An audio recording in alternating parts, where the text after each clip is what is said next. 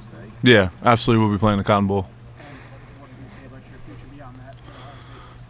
I think a lot of us are, trying to navigate that right now, and I think a lot of us are really close to, making a decision and announcing it. So I think here, in the next couple of weeks, you'll see a lot of guys' decisions on what the future holds. Absolutely going to play in the Cotton Bowl. Why'd you say it that way? We got to go. We got to go out the right way, and it's unfortunate that we couldn't, finish the season the way we wanted to with the last game for our seniors and guys who deserved it. So we need to really go out, with a good win and put on a good performance and send guys out the right way. Haunt may not be the right term, but does that last game haunt you a little bit? I mean, Jack, as an individual, just falling short again against that team. I mean, how would you explain to somebody? You think about it a lot. Yeah, I'd be lying to you if I told you I don't think about it a lot. When you work all year for one game and you fall short, it's tough, especially when it's 3 years in a row. So yeah, I wouldn't necessarily say haunt, just because we don't want to give them that satisfaction. But yeah, no, I mean it hurts. There's nothing you can do about it now, and it just sucks. Jordan said a lot of you guys made the decision to play this game together as a group. When did those discussions happen? And I guess what was the conversation like?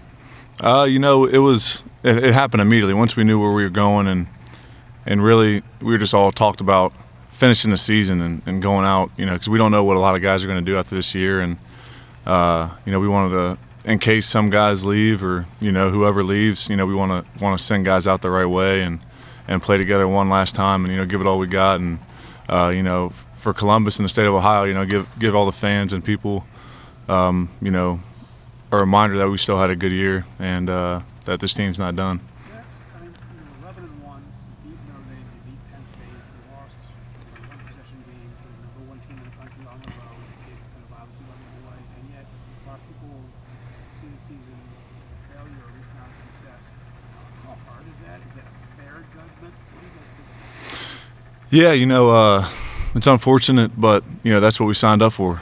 The game means everything to us and everything to the people in Ohio. I lived it growing up in Columbus, so I probably took it just as hard as anybody else would, and it, like I said, it just sucks, and there's nothing you can do but move on, and keep working and try to finish the season out the right way. You mentioned that you lived it growing up in Ohio, but a lot of guys on this team didn't. Do you think Mm-hmm. that's something you guys have to work through at all in terms of getting back on top of the rivalry? Yeah, I think we do a great job of it. I really do. And, guys like myself and Ty Hamilton and Sonny and Zoe, who grew up in Columbus, we naturally feel it a little more, I can remember being a kid in like 5th grade wearing a Buckeyes jersey to school and talking trash with some kids that, maybe a team up north fans. So, we definitely, we know it a little more just naturally, but we do a great job of, and everybody on the team knows how much this game means. So, I don't think there's any more we could do to make the game, make people on our team understand the game. We all understand the game. We all know what's at stake. We all know, we don't like those guys, and it's the biggest game, most important game of the year. You lose it, it's a bad season, and we all understand that. And like you said, we lost a close game to the number one team in the country. So I just think all we can do is regroup and move forward. Jack, there's a lot of talk in the offseason about this team and how maybe felt a little tighter than teams in the past few years have. Mm-hmm. The fact that you guys have these conversations about everybody saying, hey, we're finishing it strong, we're playing in the Cotton Bowl, who knows what happens after that, but does it validate that conversation? It feels intentional, obviously, for you guys to say this isn't good enough way to end. Yeah, I think a lot of us, like you said, we're such a close team. Everybody loves everybody on this team, and not to quote something out of Jackie Moon, yeah, but we just have so much love for each other. When you go to work with guys every day in the off season for the last 3 years, you build those friendships, that brotherhood that lasts a lifetime, and you come to a stage, in your career like this. It just makes sense to go out one last time, no matter what anyone's going to decide to do. So, that was really the conversations, and honestly, it was a really easy decision for a lot of us. But some guys are in different positions, and if some guys decide not to play, I fully respect and understand that, and I get it, and it makes complete sense. But a lot of us decided, we're going to play. Definitely us underclassmen, should play and need to play. Jack, you were one of the leaders of the recruiting class for the 21 class. So was Kyle. I think you two were the first two. Mm-hmm. What was your reaction to him going to the portal? Yeah, it was. I felt bad for him. I really did. Me and Kyle are really close on and off the field, and we've developed a friendship that's going to last a lifetime. And I really felt bad for him, how he was treated after those games, and I don't think it was fair. I think I understand that at Ohio State, the quarterback's expected to win games, and I don't think at all it was his fault that we lost that game in Ann Arbor. So I think it was unfair, definitely, and I love Kyle to death, and I wish him nothing but the best. And I just think it was unfortunate the way he ended his career here. Jack, how did he I know you won't go into specific detail, but just being around him, how did you do it? Not even just this year. Yeah, I think he handled it as best as you could, being in that position. At Ohio State, all the eyes are on the quarterback, and like I said, you're expected to throw for 4,000 yards, 50 touchdowns. It's a lot of pressure, especially when you're a first-time starter and you're playing on a bad wheel all year, and you're battling through it. You're handling stuff like a professional, like he did all season. It's just hard to see. I feel bad for him, as a friend, as a teammate. But I know Kyle is going to have success wherever he goes, and I wish him nothing but the best. And we're always going to stay in contact. Like I said, we're super close off the field. Now Devin is the next man up. Mm-hmm. How much faith do you have in him, obviously, as a defensive player? But what have you seen from him in terms of leading you guys? All of us have extreme confidence in Devin. Devin, is a super talented kid, and he's going to go out there and compete. You guys saw it early in the year before he got hurt.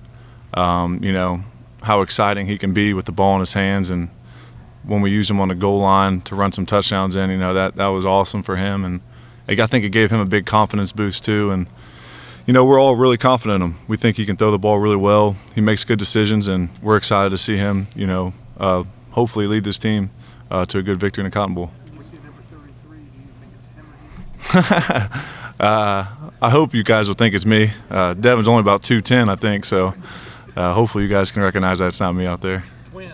Yeah. You see a lot of your teammates transferring. Is that a hard thing to deal with, or is it just something that just feels like reality of college football now?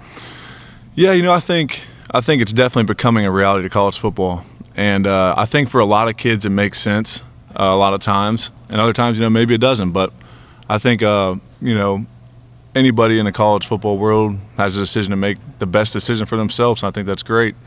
And so it is hard to see teammates leave when you build those friendships and those bonds up. It definitely sucks, to see guys leave, but it's kind of just where college football is at right now. Who's your favorite Ohio State quarterback growing up? My favorite Ohio State quarterback growing up? That's hard. Braxton Miller, was kind of like my era when we were all young. We all wanted to be like Braxton Miller, at recess on the playground, so I'd probably have to say him. What if you looked up the next year and he was playing for the team up north? How would that make you think about college football and the? If who was up there playing next year, Kyle? No, I'm talking about Braxton Miller. If he woke up the next year, all of a sudden he's playing for a rival. Oh, it changed completely, 100%. How would you feel if it was Kyle? How? I'm not going to answer that question. How do you PFF had you? I think it's the highest rated defensive player on his team. He could judge defense then by sacks, which is, Yeah. How played this year? I think I played solid, and I think defensively as a whole, we played really well all year, and you saw guys make leaps and bounds to their personal success, and you just saw guys just keep rising to the level that we all are expected to play to. And I think you see guys like Jordan Hancock have a great year. JT had another great year. Tyleek took a huge step, had a great year. Mike, all the list can go on and on. And we're just all in a blessed position to be playing at Ohio State, and we know the standard here, and we know that it's on us to raise it and for the next classes underneath us. Jack, the flip description of like the Cotton Bowl from a lot of people around the country is it's meaningless, meaning y'all aren't playing for the college football in the college football playoff, but you see some teams just strive to get into a bowl somewhere.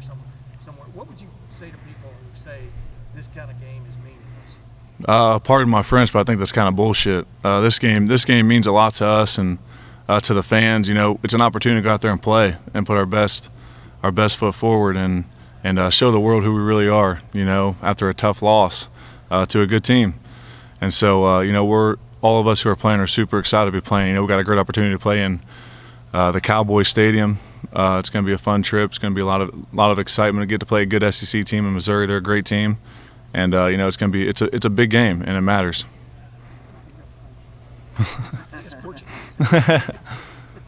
All good. Thanks, Jack. Appreciate it, guys. Thank you.